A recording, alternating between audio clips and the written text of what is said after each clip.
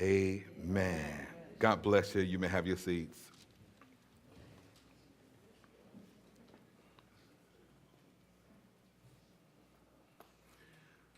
When we look at this world through the eyes of the flesh, we look at a world where hope and blessings and even our future sometimes look bleak. But I'm so glad today that God has made provision for us through his Son to give the believer sight that is beyond what our natural eyes can see.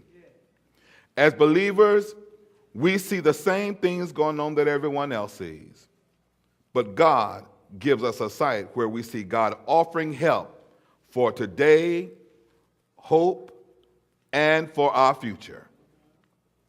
Our unwavering confidence in God is our remedy for fear and loneliness. And it is not strange when the believer feels lonely in this day and time, because there are so many people who profess to be believers and really don't believe. And unfortunately, it is the same thing in the house of our God. When we say that we are believers, we need to know that there's a standard that we need to lift up.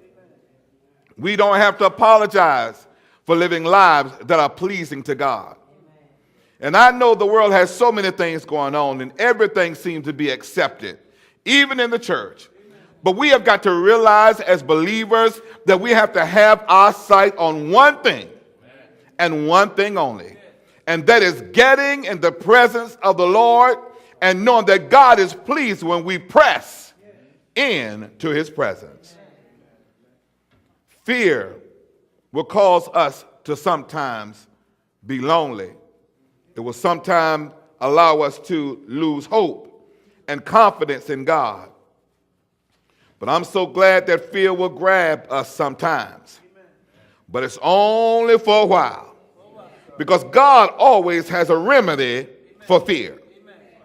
And sometimes fear will imprison you and imprison you within your own self.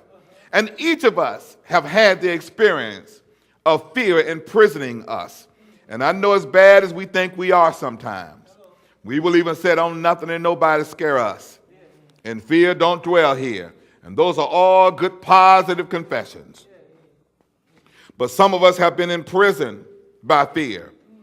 When we feel rejection, it is because we don't want to feel lonely. And so fear will grab us to have us think if we say a certain thing, even if we say what God says, it will bring rejection on us.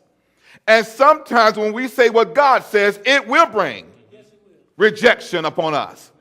But we have got to know as believers that because rejection comes, as long as God does not reject us, we are safe in his arms.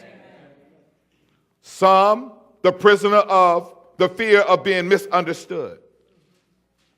Sometimes we wait before we speak because we fear being misunderstood. And some of us don't even say anything and still get misunderstood. But see, the fear of misunderstanding and the fear of rejection is all about people. It is about how people will view us and what people will think about us. Some of us have the imprisonment of uncertainty. Some even are imprisoned by certainty. Some things that you are sure will happen, but they are not of God. Some of us fear sickness and even death.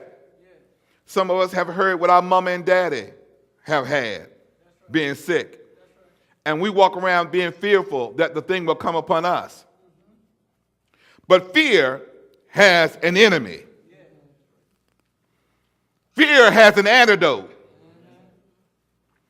Fear has a remedy that is given by the light of our salvation. Fear's darkest and darkest moments is scattered by the light of salvation through Jesus Christ.